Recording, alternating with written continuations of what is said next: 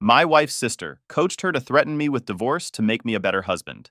Their plan backfired when I hired a lawyer and filed the papers myself. Hey everyone! Before we jump into today's video, I need your help. We've noticed the channel is losing some traction, and subscribing is one of the best ways you can support us. It's quick, free, and it helps us keep bringing you awesome content. Your support means the world. Let's keep this channel growing together. Thanks so much. Now let's start the video. Sup, Reddit. My wife took some advice from her sister and decided she's entitled to everything I've built. Then she tried to back me into a corner by threatening divorce unless I signed it all over. Instead, I filed the papers myself, and they both lost their shit. Here's what went down. I, 35 male, have been married to Riley, 34 female, for 5 years. And up until about 8 months ago, I thought we had a solid thing going. I'm an owner-operator truck driver with my own rig, been doing long haul for 12 years now. The money's good when you work smart. I clear about $180,000 a year and own our house outright. Bought it cash after a few excellent years on the road. My setup isn't bad either.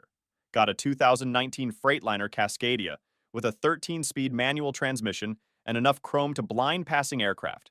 The thing's paid off and runs like a Swiss watch when you maintain it properly. I've got regular contracts with 3 different freight companies, so work stays consistent. The truck's my office, my income source, and honestly, my pride and joy. Riley's older sister Celeste is a piece of work. She's twice divorced, constantly broke despite getting decent alimony from both ex-husbands, and has this attitude like the world owes her something. She's one of those women who thinks every man is trying to screw her over while simultaneously expecting them to pay for everything.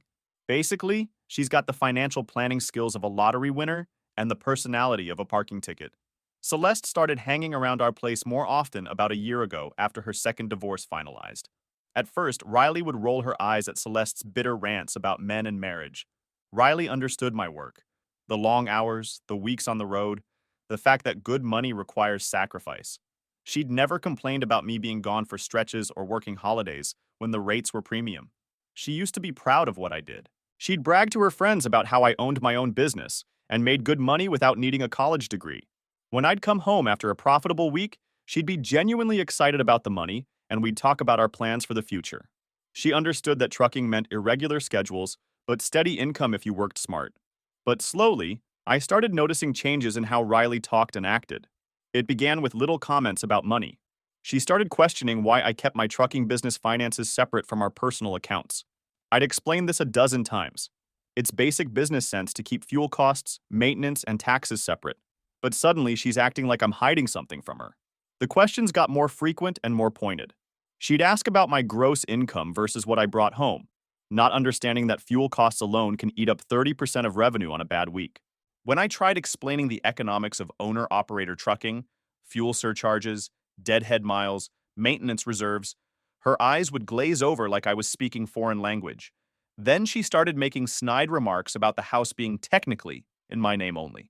We discussed this when we bought it.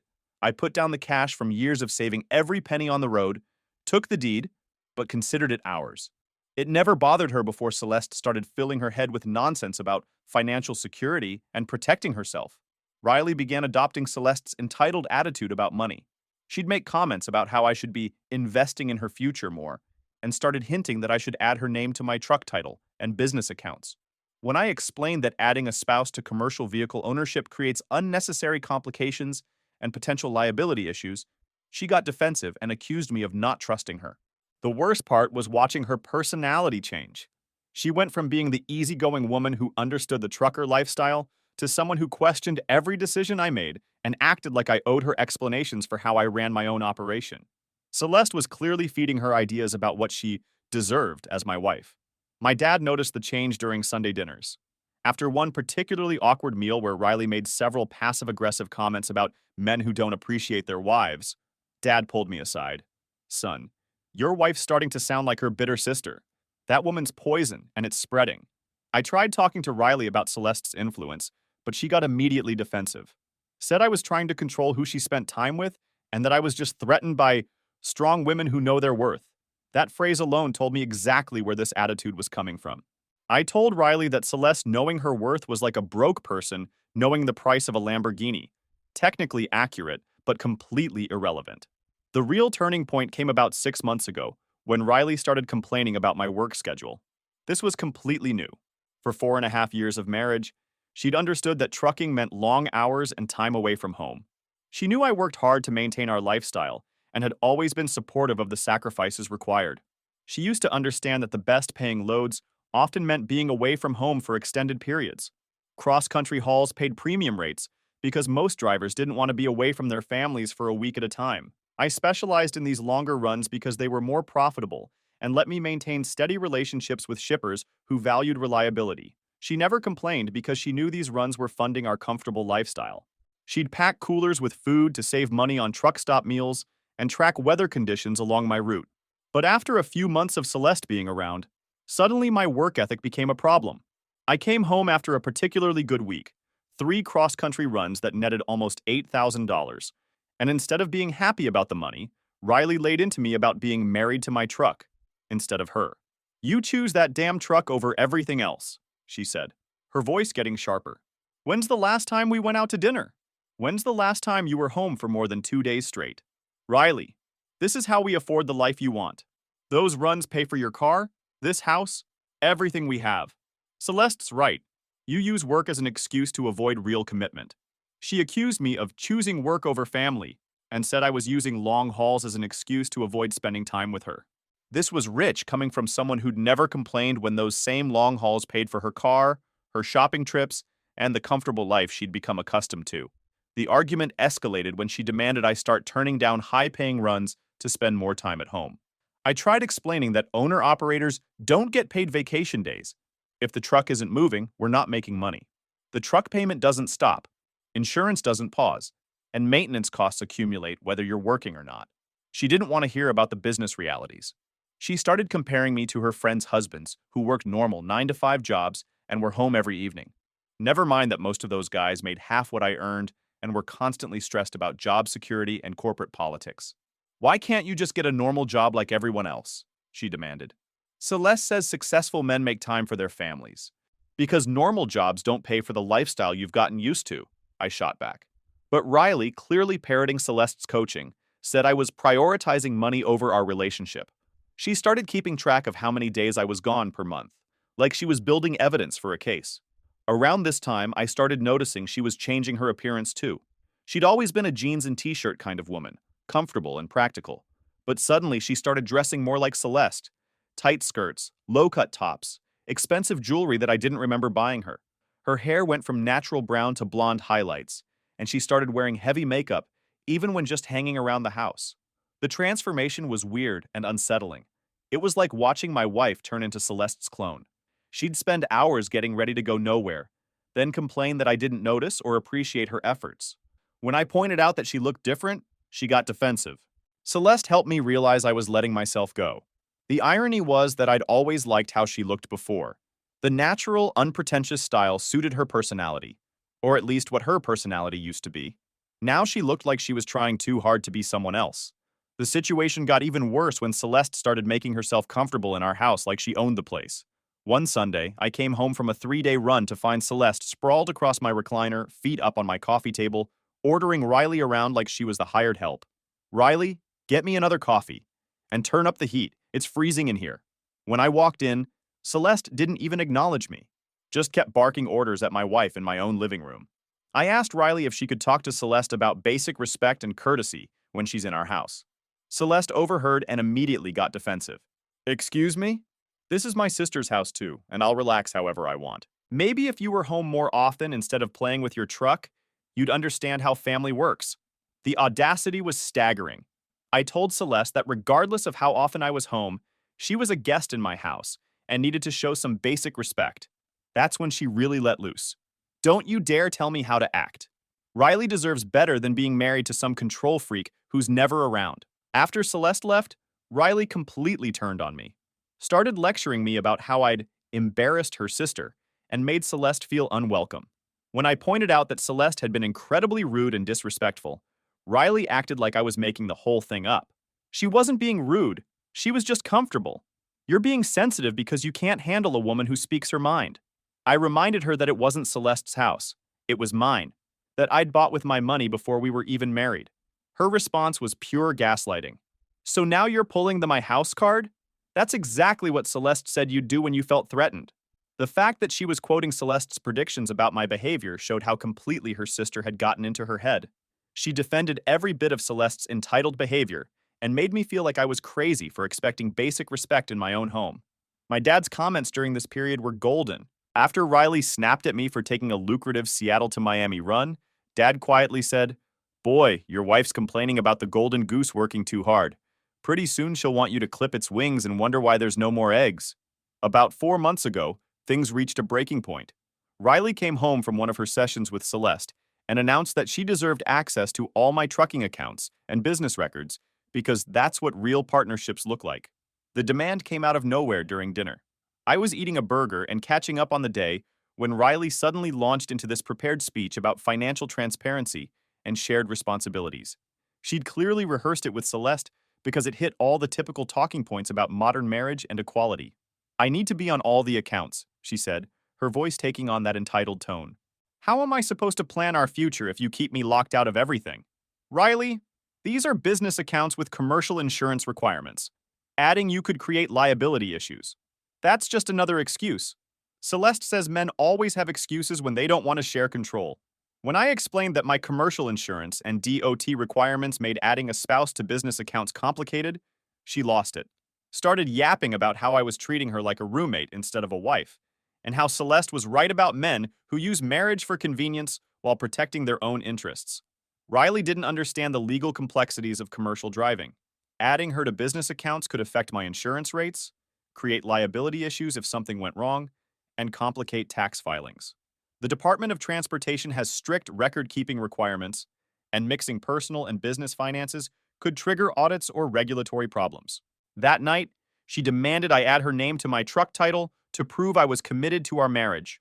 When I refused, she threatened to leave me and take what was rightfully hers anyway. "I've put 5 years into this marriage," she said, her voice getting shrill.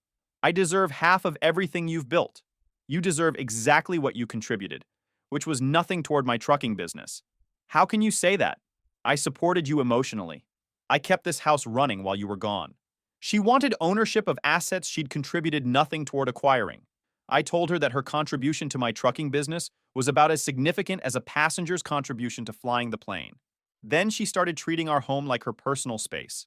She'd rearrange my office space where I kept my logbooks and paperwork, throw away my trucking magazines during her decluttering phases, and act like my CB radio and dispatch equipment were eyesores in her house. Celeste had convinced her that everything in her house should be subject to her approval. The financial demands became ridiculous. She wanted access to my fuel cards, demanded I buy her expensive jewelry as an investment, and started talking about how we needed to upgrade our lifestyle to match what she deserved. She'd point to Celeste's alimony payments as proof that men should be financially supporting women at higher levels. Her spending increased dramatically during this period. She'd make expensive purchases without discussion, then justify them as investments in our future or things we need for the house. When I'd question a $500 shopping spree, she'd accuse me of being controlling and not valuing her contributions to our household. My dad's observations were getting more pointed. After Riley made a scene about wanting a new kitchen during a family barbecue, Dad cornered me by the grill. "Son, that woman's got dollar signs in her eyes and an attitude that could strip paint. Celeste's turned her into a gold digger with a wedding ring." So I started documenting Riley's behavior and demands. Something told me I needed to keep track of her increasingly unreasonable expectations and the timeline of how her attitude had changed. My gut was telling me this marriage was heading toward disaster. The final straw came when Riley announced she'd been talking to a lawyer about her rights in our marriage. She said Celeste had recommended someone who specialized in protecting wives from financial manipulation. That's when I knew Celeste had moved beyond just poisoning Riley's mind. She was actively encouraging her to treat our marriage as a business transaction. I told Riley that consulting divorce lawyers while married was like shopping for parachutes while the plane was crashing. Probably a bad sign about the flight. 3 weeks before I filed for divorce, I overheard a conversation that changed everything. Riley and Celeste were in our living room, while I was in the garage working on my truck's maintenance, and they didn't realize the window was cracked open. I'd been replacing brake pads on my truck, routine maintenance that saves money and keeps me familiar with my equipment. The garage window was open because brake cleaner fumes need ventilation, and I could hear voices from the living room clearly. At first, I thought they were just having another one of their typical sessions. Celeste was coaching Riley on how to manipulate me into giving her access to the trucking business accounts. Men like him need to feel like they're in control. So you make him think it's his idea to add you to everything. Cry a little. Talk about trust and partnership. Make him feel guilty for keeping you out. Riley was laughing about how easy I was to manipulate. She said she'd been following Celeste's script about feeling excluded from financial decisions, and that I was starting to crack. The casual tone of their conversation was what really got to me. They weren't discussing relationship problems or communication issues. They were strategizing how to manipulate me into giving up control of assets I'd worked years to build. Riley was laughing about tactics that had been causing me genuine stress and anxiety. The conversation got worse. Celeste was telling Riley to start documenting everything I spent money on: fuel, truck payments, maintenance, so she could use it against me later. Men always hide assets during divorce. You need to be smart and document everything now while you still have access. The casual way they discussed divorce like it was inevitable was chilling. Celeste's expertise came from her own divorce experiences. She knew how to document spending patterns, create evidence of financial misconduct, and build cases for asset division. The woman had turned divorce into a science and was now teaching my wife her methods. Riley mentioned how she'd been building a case for financial abuse by keeping track of every time I questioned her spending or worked long hours. Celeste praised her for being strategic and said most women were too emotional to properly plan their exit from marriage. They were literally plotting against me while living in my house. The financial abuse angle was particularly twisted. Riley was reframing normal budget discussions and work obligations as evidence of controlling behavior. Every time I'd questioned an unnecessary expense, she'd been documenting it as potential ammunition for divorce proceedings. They talked about timeline and strategy. Celeste advised Riley to wait until after my busy season ended, so I'd have more cash in business accounts. She suggested Riley should start taking photos of my truck and expensive items in our house to document marital assets for future division. The timing discussion revealed how calculated their approach was. That conversation lasted almost an hour, and every minute was them strategizing how to manipulate and eventually financially destroy me. Riley wasn't the victim of Celeste's bad influence. She was a willing participant in a plan to con me out of everything I'd worked for. I went inside acting like nothing had happened, but internally, I was planning my own strategy. If they wanted to play games, I was going to make sure I won. Two could play chess, but I was about to flip the board and play checkers instead. The next morning, I called my dad and told him exactly what I'd overheard. His response was immediate. "Son, that snake's been planning to rob you blind. Time to batten down the hatches and protect what's yours." My dad's a retired mechanic who's seen this kind of situation before. He helped me understand exactly what needed to happen to protect my assets from someone planning to use divorce as a payday scheme. We had 3 weeks to get everything secured before Riley could execute whatever timeline Celeste had given her. First priority was my truck and business. My dad and I met with my lawyer to transfer ownership to a family trust with Dad as the trustee. Since I'd bought the truck before marriage, and Riley had never been involved in the business operations or contributed capital, it could be protected as separate property. The lawyer said my timing was perfect, doing this while still married, but before any divorce proceedings showed it wasn't done to hide assets from the court. The trust structure was elegant in its simplicity. Dad became the legal owner of my trucking business assets, but I retained operational control through management agreements. Riley couldn't claim ownership of assets she'd never contributed to, and the timing proved the transfers weren't done to defraud creditors or hide marital property. Next was the house. Since I'd bought it with cash before marriage, and it was solely in my name, we restructured ownership through the same family trust. My dad became the official owner on paper, with me retaining all rights to live there and manage the property. Riley had no legal claim to it, but this eliminated any argument about marital property. The house transfer was particularly satisfying because it solved Riley's biggest misconception about ownership. She'd been acting like joint tenancy was automatic in marriage, but since I'd purchased with premarital assets and never added her name, she had zero legal standing. The trust just made that reality bulletproof. I slowly moved money from our joint accounts into business accounts, then into the family trust structure. Since Riley had been planning to document my spending anyway, I made sure every transfer was legally justified and properly documented. My dad joked, "If she wants to play accountant, let's give her some real numbers to crunch." The money transfers required careful documentation to avoid accusations of asset hiding. Every movement was legitimate. Business funds going to business accounts, premarital savings being protected through proper legal structures. If she wanted to scrutinize my finances, she'd find everything properly documented and legally sound. The truck, trailer, and all my trucking equipment got transferred into the trust structure. My lawyer confirmed that since these were business assets acquired before marriage, Riley had no claim to them. But moving them into the trust created an additional layer of protection. I started keeping detailed records of Riley's spending and behavior. Every unreasonable demand, every entitled outburst, every time she threatened me financially, it all went into a file. My dad said, "Document everything, son. Women like her always think they're smarter than they are." During these weeks, Riley had no idea what was happening. She kept up her act of playing the loving wife, while secretly plotting with Celeste. I played along, acting concerned about her feelings, while systematically protecting everything I'd worked to build. It was like watching someone plan a bank heist while I was busy moving all the money to a different vault. She'd make subtle comments about our assets and shared financial futures, while I was systematically ensuring she'd have no claim to anything. Her confidence in Celeste's strategy made her careless about operational security. My dad was brutally honest about the situation. "Your wife's turned into a parasite, and her sister's the infection. Time to cut out the disease before it kills the host." His military background made him see this situation exactly for what it was: a hostile takeover attempt.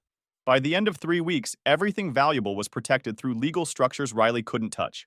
My truck, house, equipment, savings, all of it was secure from her planned cash grab. On a Tuesday morning, I had divorce papers served to Riley at her work. The timing was crucial because Riley would have several hours to absorb the reality before Celeste could swoop in with damage control. Riley came home that evening in a state I'd never seen before. She was holding the divorce papers and shaking, not from sadness, but from pure rage. "What the hell is this?" she screamed, waving the papers at me. "You can't just throw me away like garbage." "It's exactly what it looks like, Riley. We're getting divorced. You can't do this to me. I have rights. I've invested 5 years of my life in this marriage." When she realized I was serious about the divorce, Riley immediately started making demands about the house and truck. "I deserve half of everything. The house, the truck, the business. I helped build all of this." "You helped build exactly nothing, Riley. You never contributed a dime to any of it. That's not how marriage works. Everything you earned while we were married is mine too." When I calmly explained that prenups weren't the only way to protect premarital assets, her entitlement turned into full hysteria. "You manipulative jerk. You planned this. You've been hiding money from me." She started screaming about how I couldn't just throw her away with nothing, and that she had rights as my wife. The mask had completely slipped. This wasn't a woman heartbroken about losing her marriage. This was someone angry about losing access to assets she'd been planning to take. "Celeste told me you'd try something like this," she yelled. "Men like you always screw over their wives when you think you can get away with it. Celeste can tell you whatever she wants. Your lawyer will explain what you're actually entitled to." The screaming fit lasted almost 20 minutes. Riley cycled through anger, threats, tears, and back to anger without any genuine emotion about our relationship ending. It was pure performance designed to manipulate me into giving her what she wanted. "You can't take everything and leave me with nothing. That's not fair. I gave you the best years of my life. You gave me 5 years of marriage, Riley. In return, you got 5 years of a comfortable lifestyle you never had to work for." She called Celeste immediately, and within an hour, Celeste was at our house acting like she was Riley's attorney instead of her sister. Celeste started making threats about how I couldn't hide assets and that they knew all about my trucking income. I just smiled and told her my lawyer would be in touch. Celeste's arrival transformed Riley from emotional wreck to strategic adversary. They huddled together, reviewing the divorce papers, making notes, and planning their response. "Don't worry, Riley. We'll get you what you deserve. Men think they can just discard women when they're done with them." "He's trying to steal everything from me," Riley sobbed. "How can he be so cruel?" The next few days were chaotic. Riley alternated between trying to seduce me into changing my mind and threatening legal action. She seemed genuinely shocked that someone had outmaneuvered her and Celeste's grand plan. Her attempts were pathetic. She'd suddenly become the loving wife again, cooking my favorite meals and acting affectionately, all while making subtle comments about how we could work things out if I was reasonable about the financial arrangements. The manipulation was so obvious it was almost insulting. Celeste showed up with a lawyer she'd consulted, thinking they could intimidate me into a settlement. When they realized the house and truck were protected in a family trust, Celeste started screaming about fraud and hidden assets. You can't do this. You can't just hide everything in a trust to screw over your wife. Good luck proving fraud on assets that were never marital property to begin with. The lawyer consultation revealed how unprepared they were for my counter strategy. Celeste had assumed I'd be reactive and emotional, making desperate moves to hide assets after being served. Instead, they discovered that everything had been legally protected weeks before any divorce proceedings began. Riley tried every manipulation tactic Celeste had taught her. She cried about how I was abandoning her, threatened to destroy my reputation with other truckers, and even tried to claim she'd contributed to building the business by supporting me emotionally. When nothing worked, she resorted to demanding spousal support for life because she'd sacrificed her career for our marriage. The emotional support argument was ridiculous. Riley worked part-time by choice and had never shown interest in advancing her career. She'd actively discouraged me from working longer hours that would have increased our income because it meant time away from home. Now she was claiming sacrifice for decisions that benefited her lifestyle preferences. The lawyer Celeste brought took one look at the asset protection structure and told them they had no case. Everything had been done legally, with proper documentation, and before any divorce proceedings. Riley's face when her own lawyer told her she wasn't entitled to anything was priceless. She looked like someone who'd just discovered their lottery ticket was a fake. Celeste's final threat was calling my family to expose what kind of man I really was. My dad answered the phone and listened to her rant for about 30 seconds before saying, "Lady, you picked the wrong target. Don't call here again." Then he hung up on her. It's been 18 months since the divorce was finalized, and the contrast between my life and Riley's couldn't be more dramatic. I kept the house, the truck, and my peace of mind. Riley got exactly what she contributed to our marriage, her own savings. The divorce proceedings lasted only 4 months because Riley had no legal standing to claim anything. Her lawyer advised her to accept the settlement offer rather than waste money fighting a losing battle. Celeste's grand strategy had backfired spectacularly, leaving Riley worse off than when she started. I'm dating Eleanor now, a woman who runs her own small logistics company and actually understands what it means to work in transportation. When I told her about Riley and Celeste's scheme, her response was, "Sounds like you dodged a missile, not just a bullet.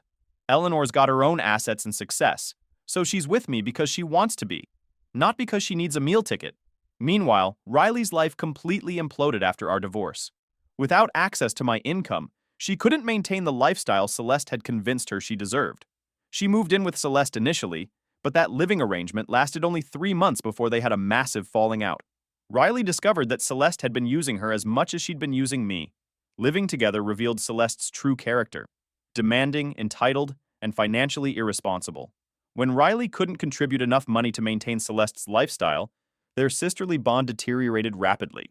Turns out Celeste had been borrowing money from Riley during our marriage, promising to pay it back when Riley got her settlement.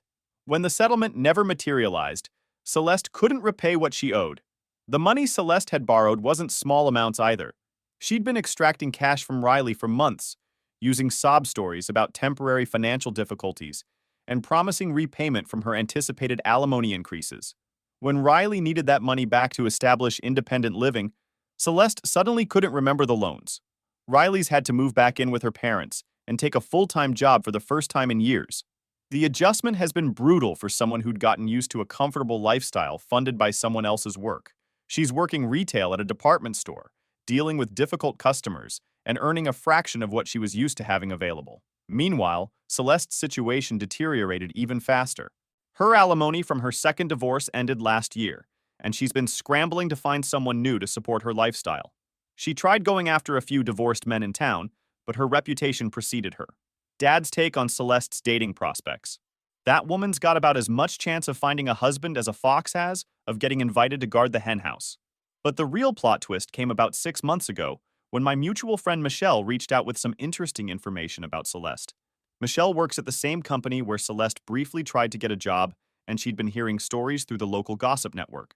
Turns out Celeste had been secretly seeing her second ex-husband Mark throughout the entire period when she was coaching Riley to divorce me. While Celeste was preaching about how all men were trash and marriage was a trap, she was sneaking around having dinner dates and weekend getaways with the very man she'd divorced for financial irresponsibility. Michelle felt obligated to let me know because she thought the hypocrisy was too outrageous to keep quiet. She said Celeste would cancel plans with friends to meet up with Mark, making excuses about work or family obligations, while maintaining her public stance about male toxicity and divorce being liberation. The hypocrisy was staggering. Celeste had been coaching Riley to destroy her marriage while simultaneously working to rebuild her own failed relationship. She'd convinced Riley to leave a stable, financially secure marriage while secretly pursuing the very type of reconciliation she preached against. Michelle told me the whole thing came crashing down when Riley discovered Celeste and Mark together at a restaurant. Apparently, Riley was there with a friend when she spotted her sister holding hands with her ex-husband across the dining room. What happened there was nuclear. According to Michelle, Riley lost it completely. Started screaming at Celeste about being a lying hypocrite who destroyed her marriage while secretly crawling back to her own ex-husband. The scene was so loud and dramatic that other diners were recording it on their phones. Restaurant staff had to intervene when Riley started throwing breadsticks at Celeste's table. The meltdown included Riley calling Celeste a pathetic, desperate liar who'd ruined her life out of jealousy and bitterness. She accused Celeste of using her divorce advice as a way to feel better about her own failed relationships while secretly trying to rebuild what she'd thrown away. The humiliation was complete and very public.